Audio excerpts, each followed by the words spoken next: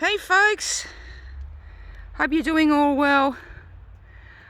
I'm just sitting here in Kew Cemetery, and I've come here to do a video today on a grave site. Well, it's more than a grave site, and you can probably see it right here in front of me.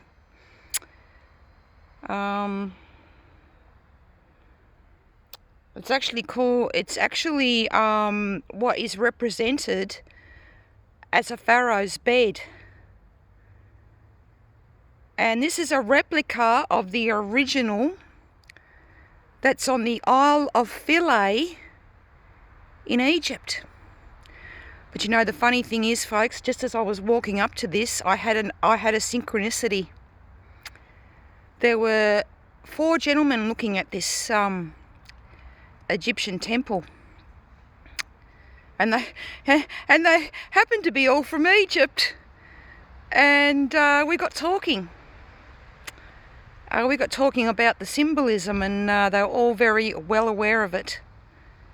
We even started talking about the ancient Egyptian mystery schools, but also about the 13 bloodlines.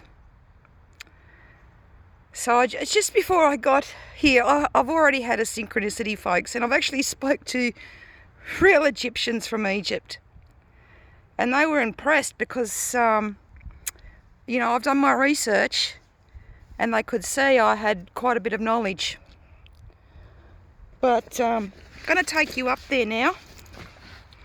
I've got some notes here because I've had to do my research on this. But Kew Cemetery is on High Street, more towards the North Melbourne end. And this cemetery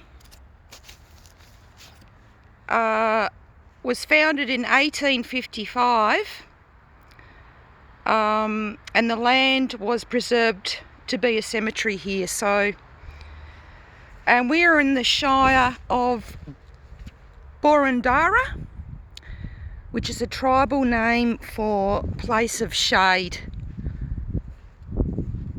And there's many beautiful trees in this suburb. But here we are, folks. Here's this Egyptian temple. And I'm going to tell you a fair bit about it and the symbolism. But as you can see, there's scarab beetles everywhere. I'll take you around this first before I start telling you who is actually buried here. But remember, this is a replica of the same architectural piece that's in the Isle of Philae in Egypt. Now, you can just see up there, there's cobras, or the cobra, which is the ancient symbol of the Kundalini energy. Have a look at this, more scarab beetles.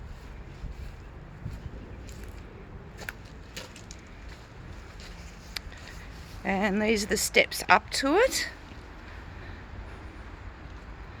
And have a look at the size of the grave. Now,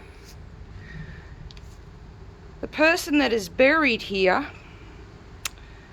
and some of his family, is a guy by the name of David Syme,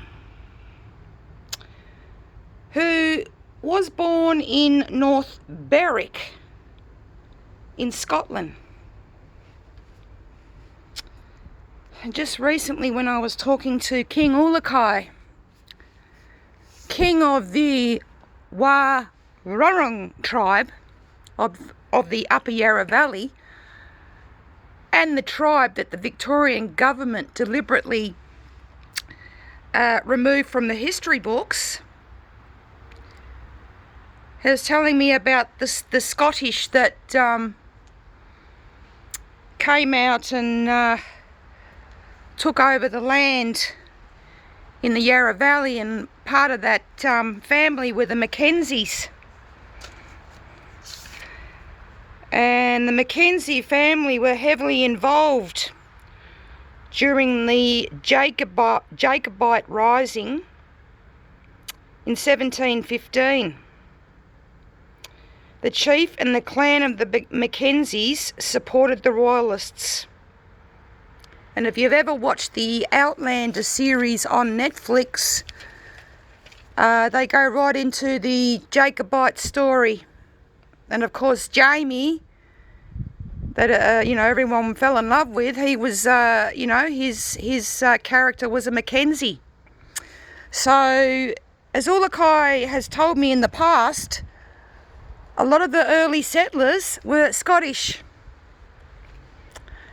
And the Mackenzie clan were related to Jack the Ripper. And some of the Mackenzies came over and settled in Hillsville. So this information came from Ulakai. Now, I'm going to tell you a little bit about David Syme, Scottish man who's buried here with his, amazing tomb. David Syme happened to be the joint proprietor of the Age newspaper, who lived and died in Kew. Now, here we have a 1850s version of a Rupert Murdoch and a Kerry Packer. And with the research that I've done on David Syme, he had no experience in journalism. He'd never done any sort of study to do with journalism. All of a sudden, when he arrived here in Kew, he's all of a sudden a journalist. Which is what these families do, they take on these certain roles. And of course, as we know, journalism, they control the narrative.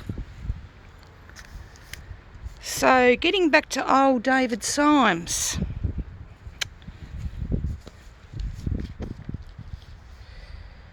He was the youngest of 7 children.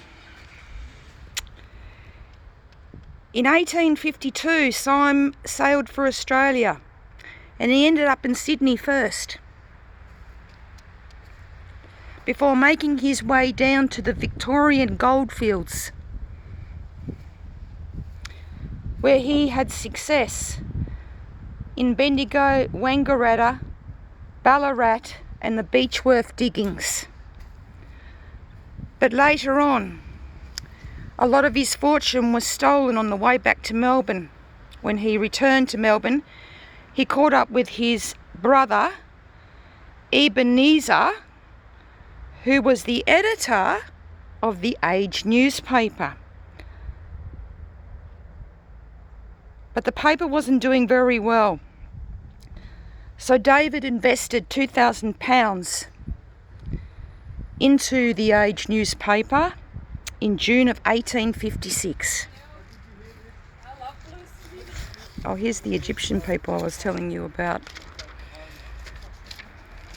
They've come to have another look.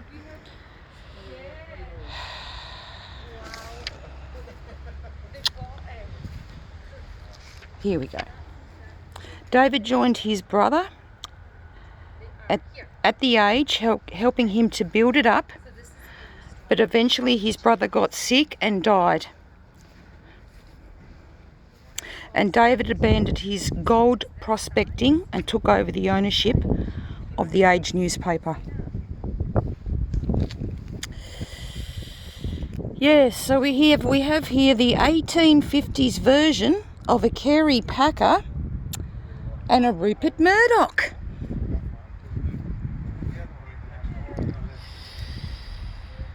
And again, he had no experience as a journalist. guess who guess who David Symes was also very good friends with? Ex-Prime Minister Alfred Deakin,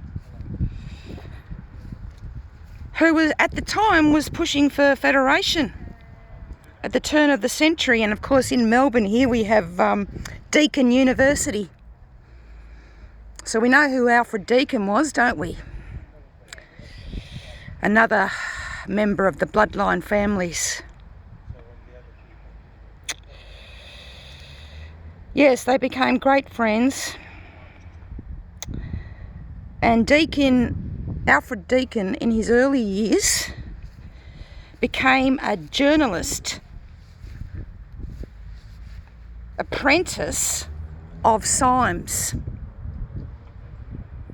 for The Age. And because David Symes had The Age newspaper for 50 years here in Kew,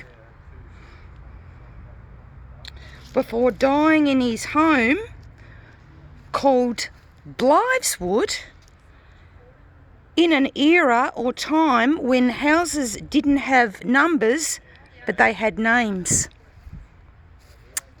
And a lot of you'd probably remember that.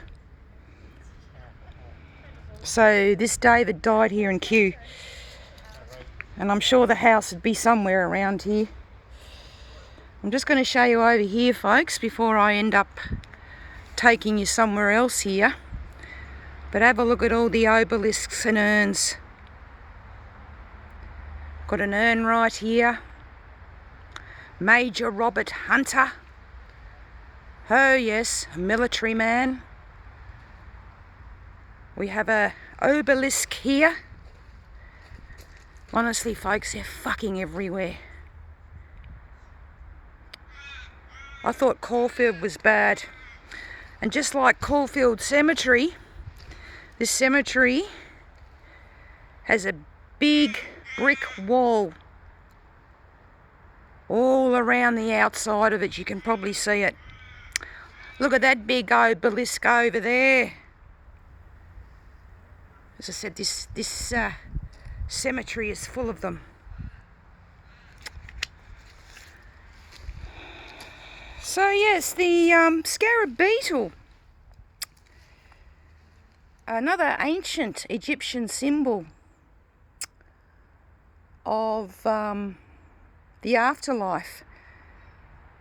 And the Egyptian men that I was just talking to before I came here, they just told me that the scarab beetle doesn't come from this earth.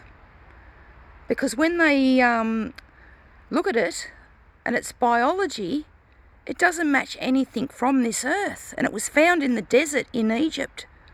So it's extraterrestrial. It's not from here. And when the deceased was being mummified, the scarab beetle was placed over the deceased's heart to help them have a safe passageway into the afterlife. Now have a look at this gate here, folks. We've got the cobra with what looks like 3 suns. We've also got the pharaoh's head. And you know, how appropriate, because this is actually known as the pharaoh's bed.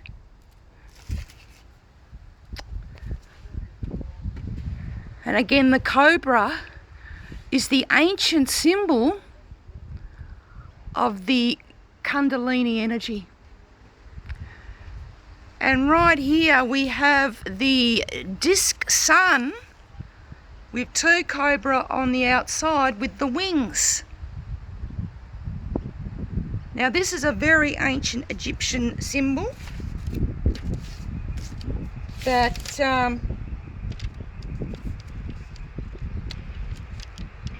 it's the symbol of divinity, royalty and power, wisdom and enlightenment. It is often associated with the Egyptian creator god Ra. Now, folks, I came just before I leave here because I'm going to go and show you something else. Have a look at that. It looks like a scarab beetle. 4 scarab beetles. So to me that represents the 4 directions. But when I came here a few months ago and first saw this, I was just blown away. So I had to come back and do a video, but first, before I came here, I wanted to, do some solid research on the place. So, but I'm going to take you somewhere else, because this cemetery has got some very interesting things. So again, we have the winged disc with the symbolism of the cobra.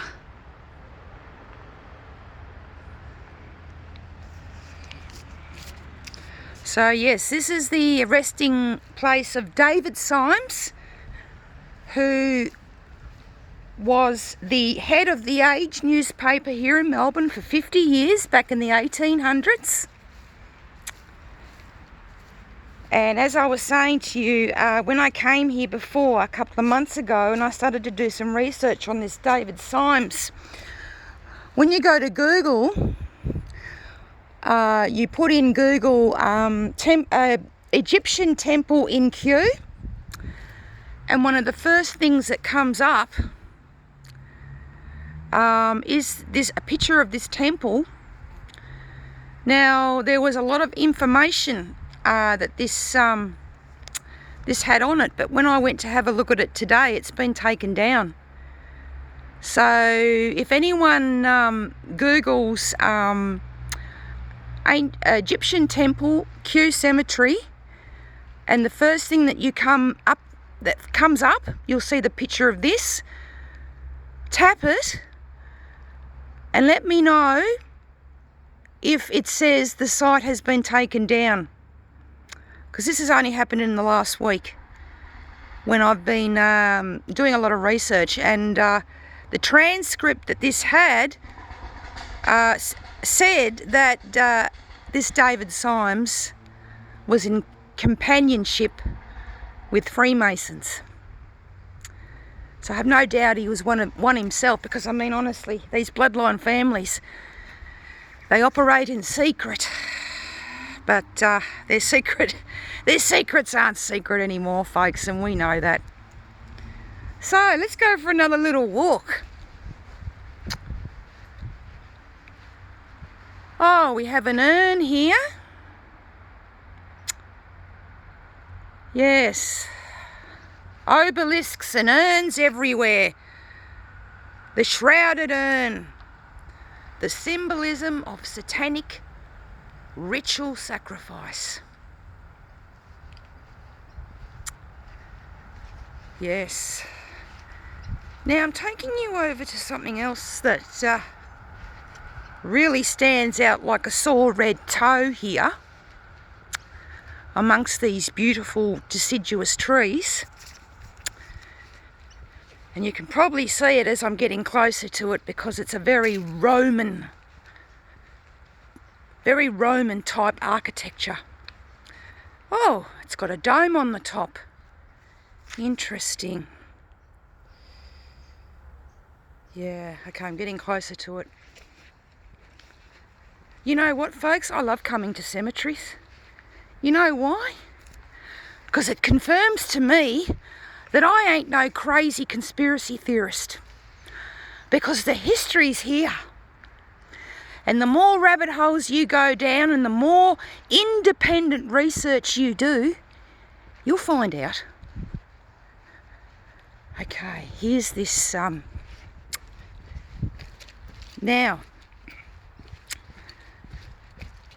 this, I suppose, grave, whatever you want to call it, belongs to a woman whose life was cut short when she was the age of 30. And I'm just going to find the information that I've written down, but see that red up there, folks? That's coming from the dome. But I'll get to it in a minute. But the person buried here, but from the research I did, there were only bits of her buried here. So I couldn't get to find out why there were only bits of her here. But her name is Annie Springthorpe. She was born in 1867 and died in 1897. And we've got some Greek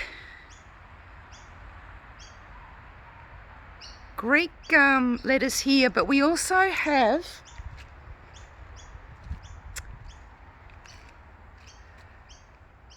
a head of a snake. You can all see that. It's on each, on the four corners of each building. There is a head of a snake. Can you see that, folks? Anyway, getting back to this Annie Smiththorpe. That's her name. Smiththorpe.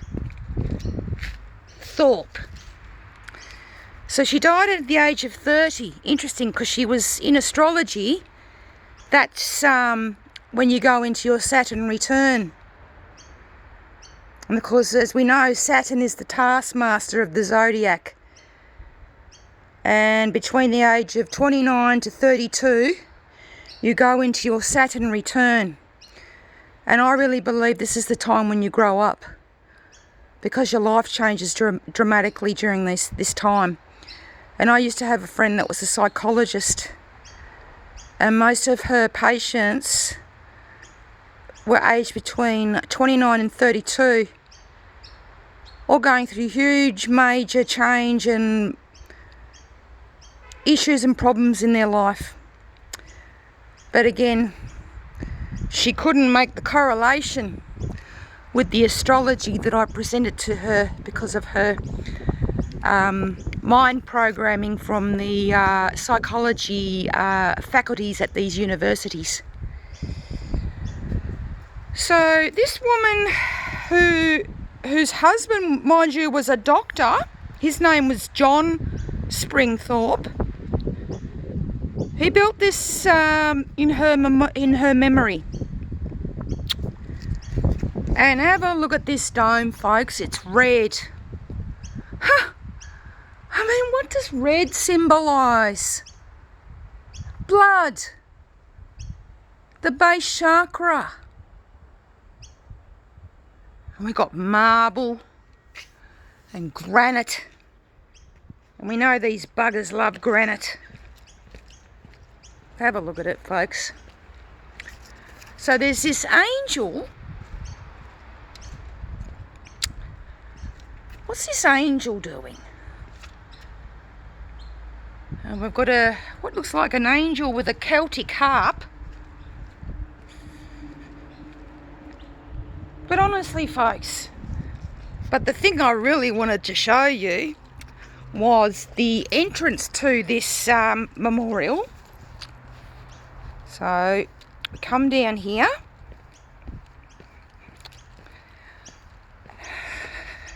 Again, look at all this.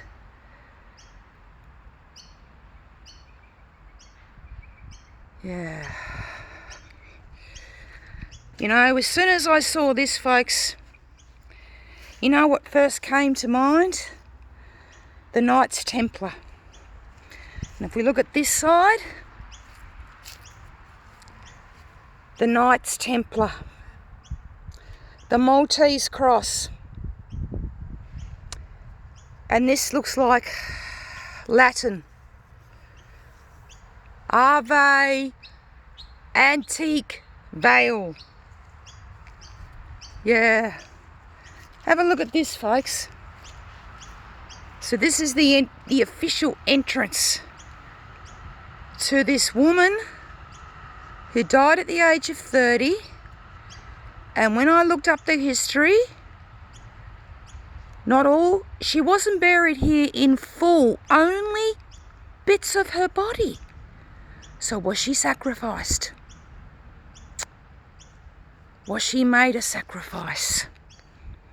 She was in her Saturn return, the taskmaster of the zodiac. You know, it's very Roman looking architecture, folks. And as you can see, we've got a pyramid shape up here, and there's 4 sides, and there's a message on each side. Now this one says life evermore. Then this one says peace evermore. And what does this one say?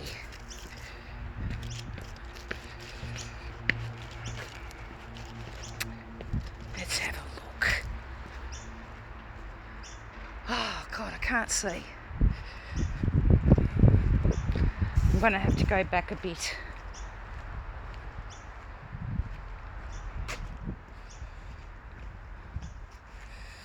Light evermore. And so what's this one say? Love evermore. You know what, folks? I've never seen anything so hypocritical. Because where have these bloodline families all been about love and light and peace? Where they've been the ones that have started all these wars. Just going to have another bit of a look around, but as you can see, obelisks everywhere. Let's see if we can find any headstones. Oh my God! Ha! Jesus, thanks, Creator. You always lead me to what I need to find. Compass and square. Now, I wonder if there's any graves with the handshake.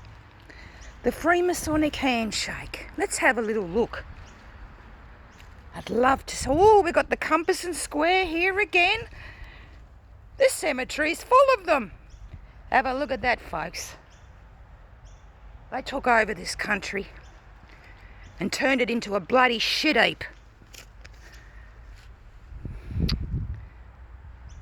Well, too bad, you bloody Satanist bastards. The light workers and starseeds are here, and the light warriors.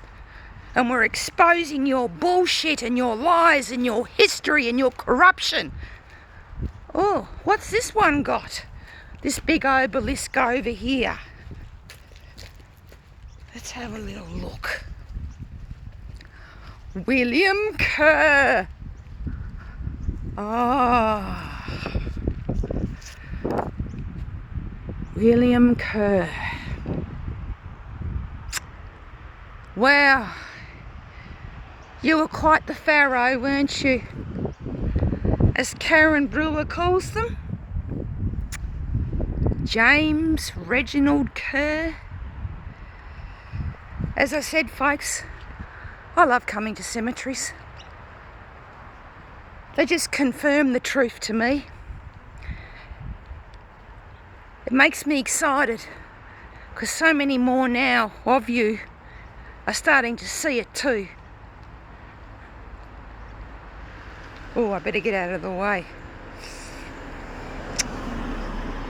So yeah, it's quite opulent, this cemetery, but I mean, Kew is a very, put it this way, it's the real estate here. I mean, the starting price around here in real estate, you're looking at 1.5 million upwards. But mind you, there's bloody apartments being built here everywhere too now, so it's starting to look like you know, some sort of country or you'd see in Asia with all these apartments. But then Australia is actually known as Australasia to some of these top knobs. Let's see if we can find the Freemasonic handshake.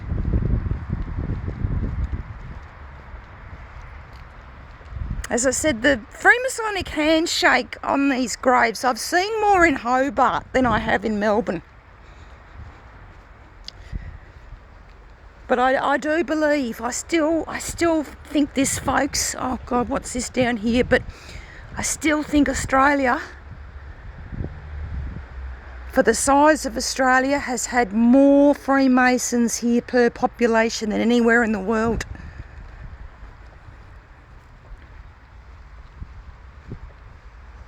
Who's this? Campbell. Surname Campbell. So many of these elite bloodline families, folks. And their bloodline goes all the way back to the ancient Anunnaki from ancient Sumeria. Have a look at this. It looks like the Celtic cross, but have a look at the symbolism in the middle. It looks like a dollar sign.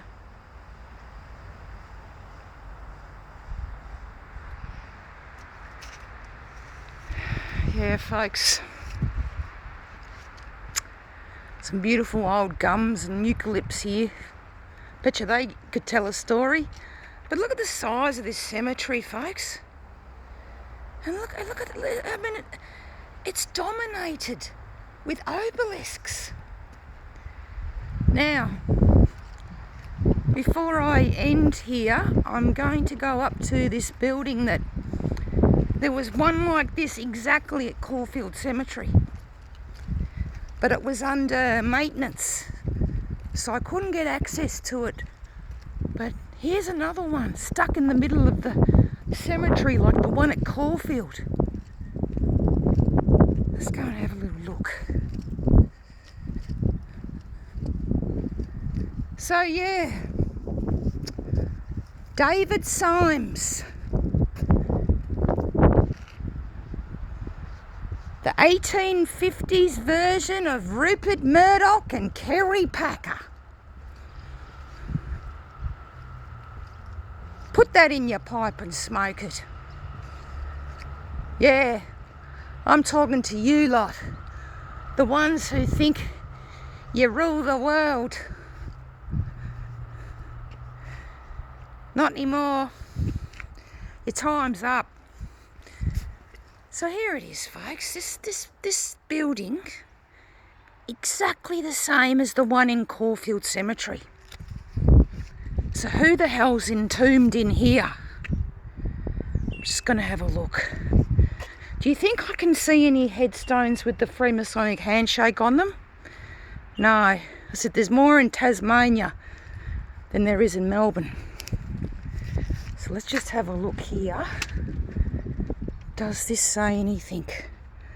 Oh, it is a memorial. And it's Gothic. They're saying it's Gothic revival style. It's a mausoleum.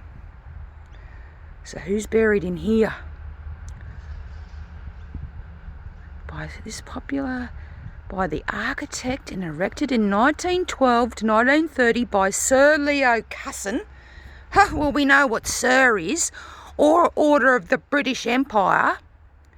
And respected judge, educator and scholar in the memory of his young son Hubert. Oh, so Leo, your son's buried here. I wonder when he died. Let's have a look. Gerald Cusson. Oh, he was in the army. Age 56. Ah, so you served in the war. And your daddy has built this mausoleum for you. No doubt you would have been high up in the ranks. Oh, just before I go, folks, because I've been on here nearly 40 minutes, still can't see a headstone with the Freemasonic handshake. What do we got here? A globe. William Craig Wilson. Oh. Of Scott's Hotel, Collins Street. Oh, he was the publican of a Scott's Hotel in Collins Street. Oh, we've got such a nice grave, haven't we, with the red granite? Oh, they love the red granite because that's all symbolism of blood sacrifice. Have a look at this cemetery, folks. I could spend a bloody day here.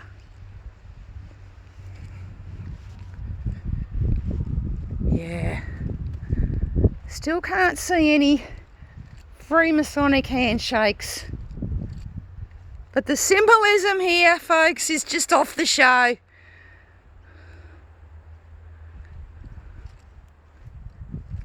Wow. Unbelievable. What a time to be alive, folks. And the truth ain't gonna stop. It ain't gonna stop coming out. You know, these people have been in plain sight and they've had every bit of control in our society where they've been able to, you know, set up their Masonic lodges and infiltrate our community from within. Oh, thank you, Creator. I've just found a headstone with the Freemasonic handshake on it.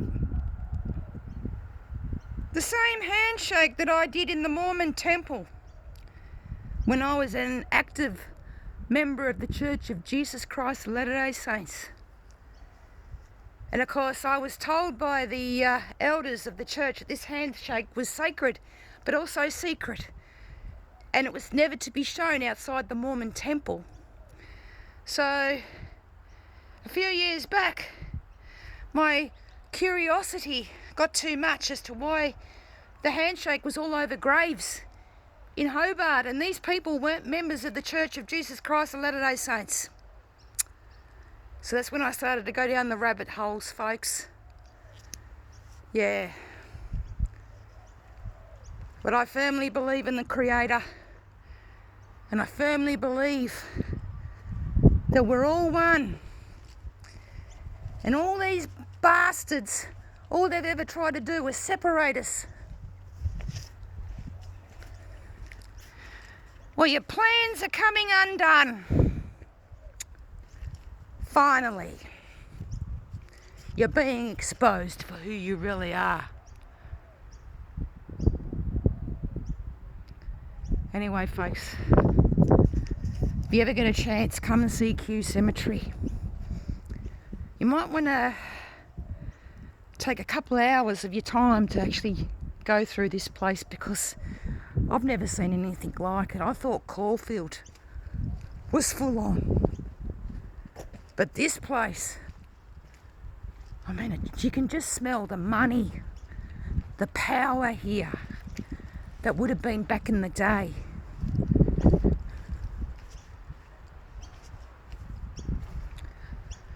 Anyway, folks, have a great day. And what a time to be alive. The Great Awakening.